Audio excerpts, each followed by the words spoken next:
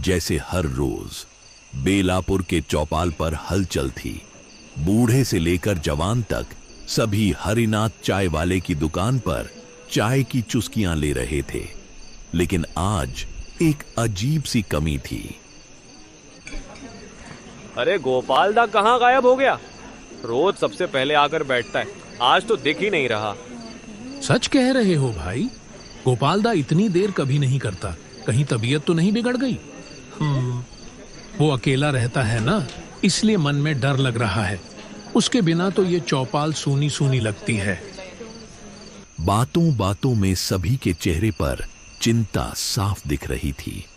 गोपाल दा, जो कभी किसी के दुख सुख में पीछे नहीं रहता, आज खुद न जाने कहां खो गया था। अच्छा चलो, हम ही उसके घर होकर आते हैं। हाँ हाँ चलो। हाँ ये लो, अदरक इलायची वाली गरम गरम चाय भी साथ ले चलते हैं। वैसे भी शाम की चाय तो उसके बिना अधूरी लगती है ना? सही बात है, उसके बिना शाम की चाय अधूरी लगती है। रामू और महेंद्र हाथ में चाय लिए तेज कदमों से गोपाल दा के घर की ओर बढ़ने लगे, मानो वहां कुछ अनकहा उनका इंतजार कर रहा हो।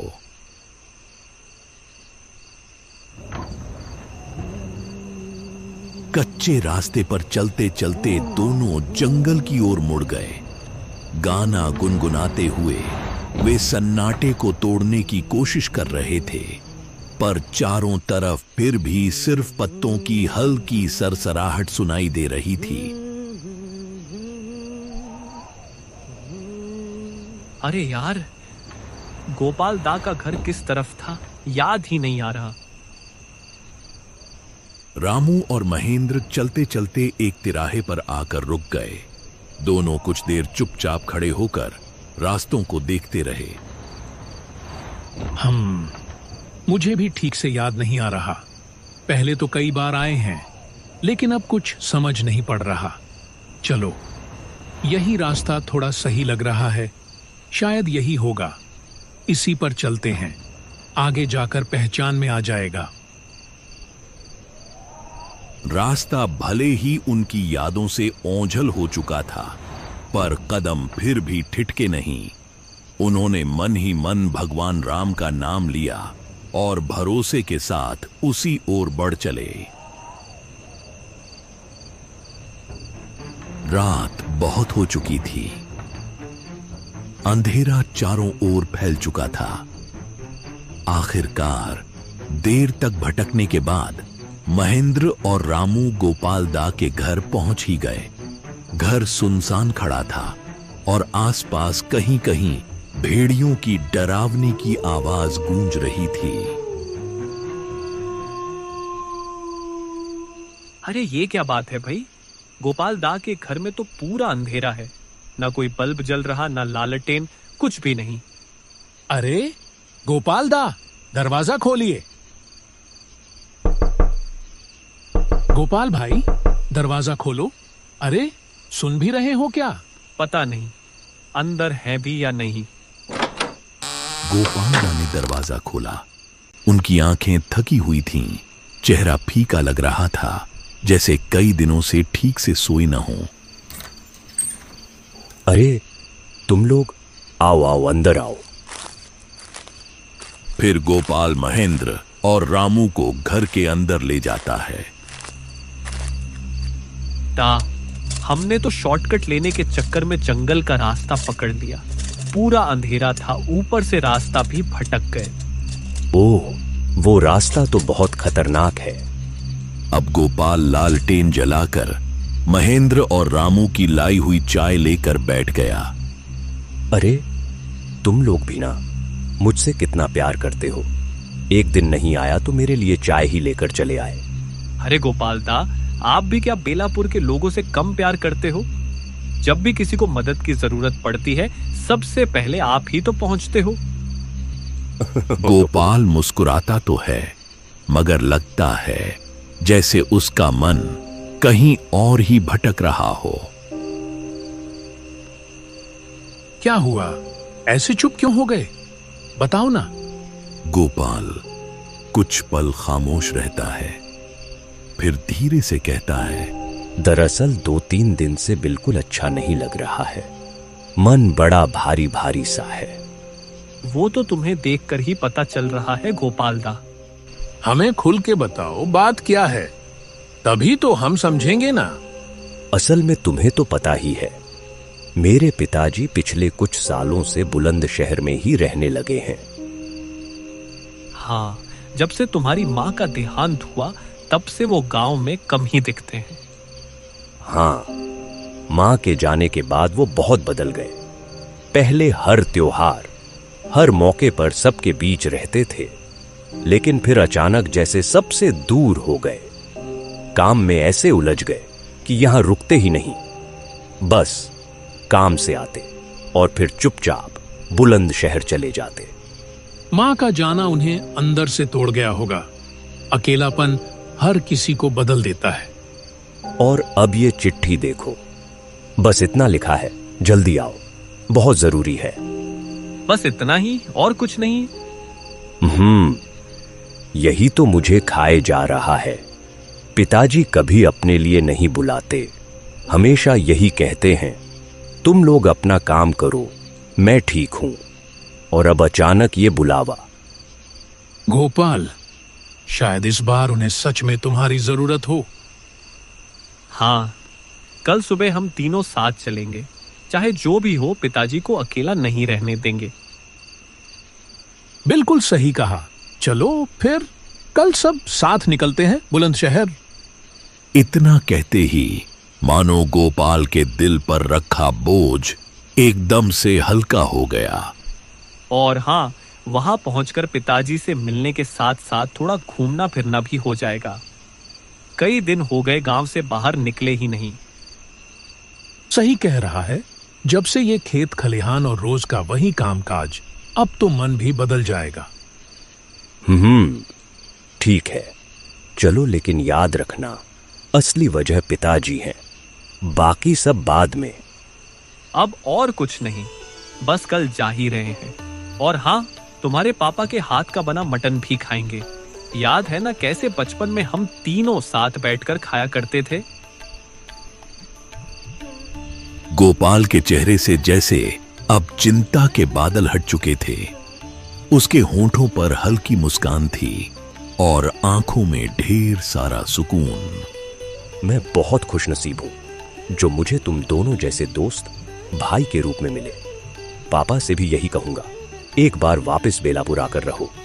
फिर कोई इस गांव से मौत से पहले जाना नहीं चाहेगा। हाँ गोपाल भाई, अब कोई दुख की बात नहीं, बस खुशियों की बातें होंगी। अब देखो ना, कल सुबह हम निकलते हैं और उन्हें गांव वापस लेकर ही आएंगे। चलो चलो, देखते हैं ला पाते हो या नहीं।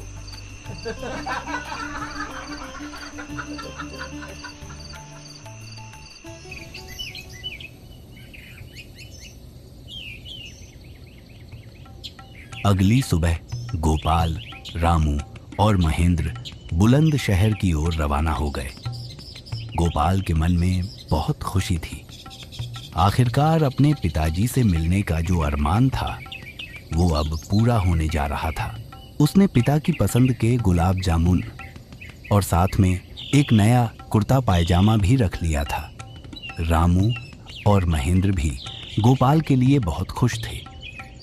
आजकल जहां सगे भाइयों के बीच भी रिश्ते अच्छे नहीं रह पाते, वहां ये तीनों, जो एक माँ के बेटे भी नहीं थे, फिर भी असली भाइयों से बढ़कर साथ खड़े थे।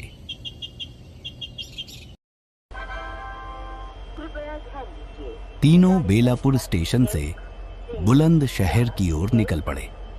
लेकिन किस्मत देखो, ट्रेन आज पूरे 2 घंटे लेट थी। लंबा इंतजार करने के बाद गाड़ी आई और वे आखिरकार बैठ ही गए। खिड़की से बाहर झांकते ही जैसे मन बहक सा गया। दूर दूर तक फैले हरे भरे खेत, कहीं चमकता हुआ पोखर तो कहीं घने पेड़ों की कतारें, और इन सब के पीछे नीले धुंधलके में लिपटे पहाड़ जो मानो आसमान से बातें कर रहे हों। सफर की थकान के बीच दिन ढलकर शाम हुई और फिर धीरे धीरे रात में बदल गई। फिर ट्रेन धीरे धीरे बुलंद शहर स्टेशन पर आकर रुकी।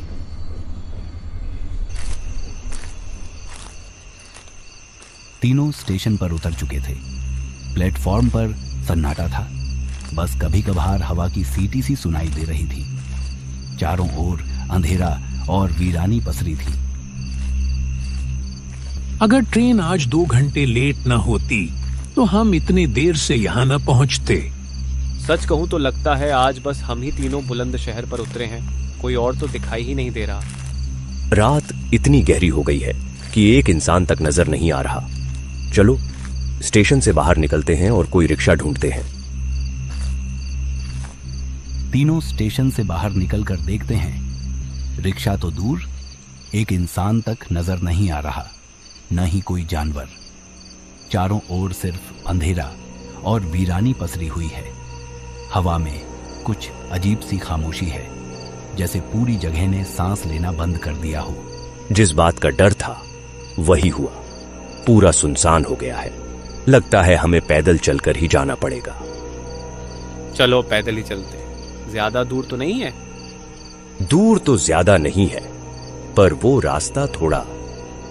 अब तो क्या ही कर सकते हैं, पैदल ही चलते हैं। हाँ फिर अब चलना शुरू करते हैं, वरना और लेट हो जाएगा। मेरी वजह से तुम्हें परेशान होना पड़ रहा है। इतने दूर आए मेरे साथ और अब पैदल भी चलना पड़ रहा है, वो भी इतनी रात में। अरे कैसी बात कर रहे हो, इसमें परेशानी कैसी? यही बातें तो बाद में याद आएंगी। ये तो घूमने आए हैं, थोड़ा एडवेंचर भी हो जाएगा। चलो मजा आएगा।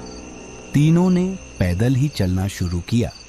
गोपाल आगे आगे और रामू व महेंद्र पीछे पीछे। चारों ओर घुप अंधेरा और सन्नाटा पसरा हुआ था। देखो संभल कर आना, अंधेरा बहुत है, कुछ ठीक से दिख भी नहीं रहा। कीचड़ और पानी से बचते हुए तीनों आगे बढ़ते रहे। कहीं दूर से मेंढकों की टर्राहट और जंगल की ओर से सियारों की हुक्का हुआ की आवाजें गूंज रही थीं। माहौल और भी वीरान लगने लगा। तीनों थोड़ा और आगे बढ़े, तभी उन्हें लगा जैसे अंधेरे में कोई उनके पीछे चल रहा है। जमे हुए पानी में किसी के कदमों की आवाज सुनाई दी। गोपाल, क्या कोई हमारे पीछे आ रहा है? मुझे भी वैसा ही लग रहा है, लेकिन स्टेशन से तो किसी को हमारे साथ आते नहीं देखा। मैं 2 बार पीछे मुड़कर देख चुका हूँ, अंधेरे में कोई नहीं दिखा। टॉर्च पीछे डालकर देखता हूँ, अगर हमारे साथ होता तो अब तक कीचड़ में पैर जरूर पड़ता।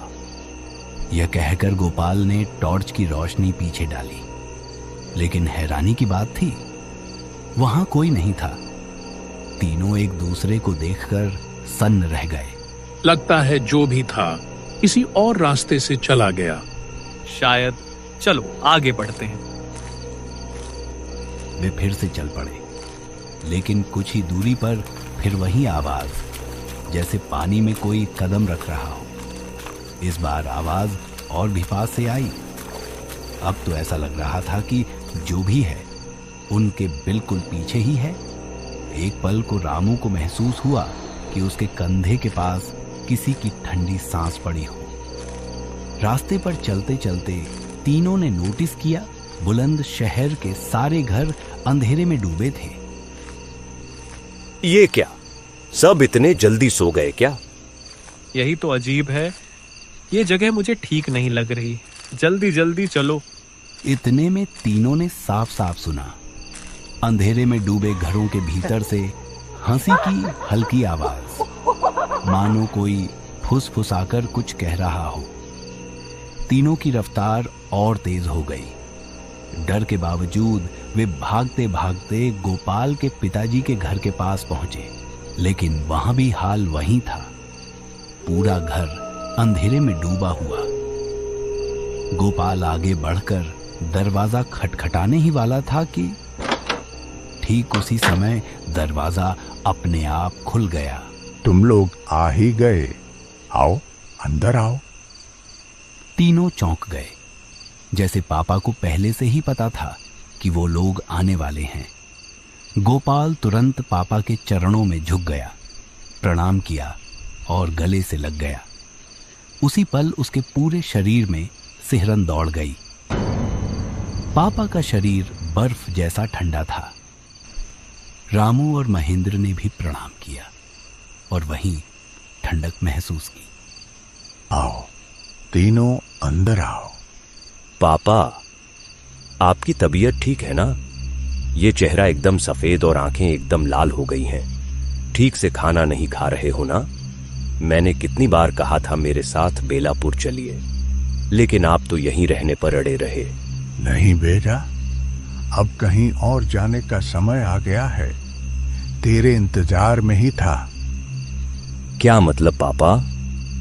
बताऊंगा मेरे बच्चे, सब बताऊंगा। अब वक्त तो आ ही गया है। अच्छा, ये देखो, आपके लिए क्या लाया हूं मैं। आपकी पसंद का गुलाब जामुन और साथ में कुर्ता पायजामा भी लेकर आया हूं।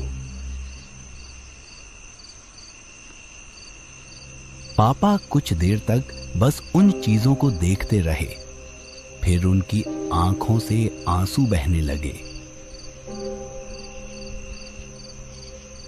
ये क्या पापा, आप रो क्यों रहे हैं? जब भी मैं आपके लिए कुछ लाता हूं, आप ऐसे ही रो पड़ते हैं। छोटा बेटा लाए तो ऐसा ही होता है, पर अब इन चीजों की मुझे जरूरत ही क्या? क्या? ऐसे चुप क्यों हो गए? बोलो ना। नहीं, कुछ नहीं। चाचा, गांव इतना सुनसान क्यों है? पिछली बार तो हर घर में बातें और हंसी ठिठोली हो रही थी। अब सब जैसे जल्दी सो गए हों। हाँ बेटा, सब सो ही गए हैं। इतने में महेंद्र ने खिड़की की ओर नजर डाली। उसे ऐसा लगा मानो कुछ मुर्दा जैसे साए घर के आसपास मंडरा रहे हों। तुम लोग बैठो, मैं चाय बनाकर लाता हूं, फिर बातें करेंगे। पिताजी अंधेरे की ओर रसोई में चले गए। तीनों घर और रसोई की हालत देखकर हैरान थे। जो आदमी अकेले रहकर भी घर को हमेशा साफ सुथरा रखता था, आज उसी घर में धूल, अंधेरा और मकड़ी के जालों के सिवा कुछ भी नहीं था। अरे भाई, चाचा गुलाब जामुन तो यहीं भूल गए। हाँ, चलो रसोई में दे आते हैं।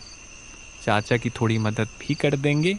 महेंद्र और रामू दोनों रसोई की ओर बढ़ते हैं, लेकिन अंदर जो नजारा वे देखते हैं उससे दोनों वहीं के वहीं जम जाते हैं। चूल्हे के सामने कोई साया बैठा था। उसका शरीर जैसे कटा पिटा हो, चारों ओर खून बिखरा हुआ। महेंद्र और रामू कुछ बोल भी नहीं पाते कि तभी गोपाल भी रसोई की तरफ आता है और वो भयावह दृश्य देखकर उसकी रूह तक कांप। ये कौन है? ये कहकर वो चिल्ला उठता है और एक पल की देर किए बिना तीनों घर से दौड़ते हुए स्टेशन की तरफ भागते हैं। वो मेरे पापा नहीं हो सकते, बिल्कुल नहीं, कभी नहीं। उनके साथ साथ चल रही थी कुछ काली परछाइयां। थोड़ा आगे बढ़ते ही तीनों देखते हैं कि कुछ मुर्दे रास्ते पर खड़े हैं।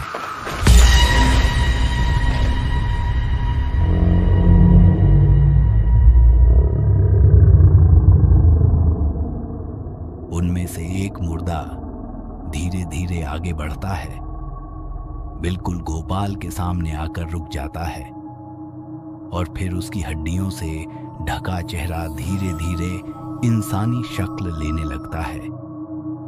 वो कोई और नहीं, गोपाल के पिताजी थे। पापा, आप? हाँ बेटा, मैं ही हूं। मैंने कहा था ना, अब बेलापुर तेरे साथ नहीं जा पाऊंगा।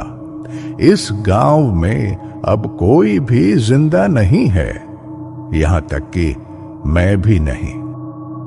पापा, आप कैसे? गोपाल जमीन पर बैठ गया और जोर जोर से रोने लगा। बेटा, कोरोना की महामारी में सब मर गए, किसी का अंतिम संस्कार तक नहीं हुआ, इसलिए उनकी आत्माएं इस गांव में इधर उधर भटक रही है। क्या तुम मेरा अंतिम संस्कार करोगे? मैं और नहीं तड़पना चाहता। गोपाल बस रोए जा रहा है। रामू और महेंद्र उसे संभालने की कोशिश कर रहे हैं। बेटा, हर किसी को एक न एक दिन मरना ही है। शायद मेरी मौत भी ऐसे ही लिखी थी। पापा, आपने मुझे खबर क्यों नहीं दी? बेटा, कैसे बुलाता तुझे इस मुसीबत में? पंचायत में कितनी बार खबर दी गई महामारी खत्म करने की दवा भेजी जाए, पर जब तक दवा पहुंची तब तक आधे से ज्यादा गांव मर चुका था, और जो बच गए थे वो भी गांव छोड़कर चले गए। इसलिए जब सब कुछ खत्म हो गया तब तुझे बुलाया।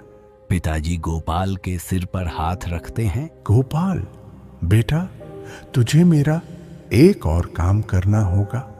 तेरे सिवा मेरा अब कोई अपना नहीं है, इसलिए मेरे इस घर और जमीन को बेच देना और उस पैसे को बेलापुर के विकास में लगा देना। यही मेरी आखिरी इच्छा है बेटा। करूंगा पापा, आपकी सारी इच्छाएं पूरी करूंगा, चाहे कुछ भी हो जाए। चल बेटा, कितने दिनों बाद अब तेरी मां से मिलूंगा। तू अपना ख्याल रखना बेटा। फिर पिताजी का शरीर धीरे धीरे आसमान में घुल जाता है।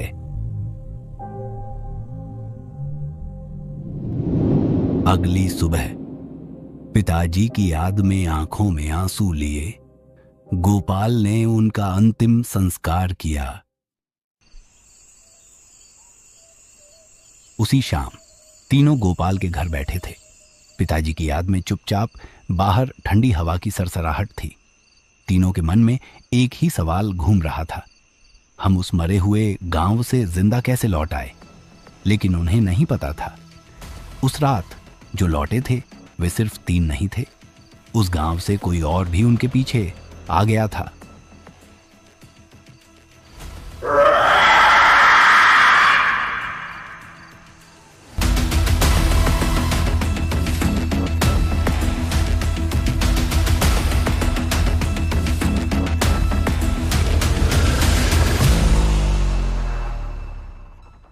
नमस्ते दोस्तों, मैं रामू और ये थी हमारी पहली वीडियो। आपको कैसी लगी कमेंट में जरूर बताना। पार्ट 2 के लिए चैनल को सब्सक्राइब करें, बेल आइकन दबाना न भूलें और वीडियो को लाइक और शेयर जरूर करें। फिर मिलेंगे ऐसी ही एक दूसरी कहानी में। तब तक के लिए अलविदा।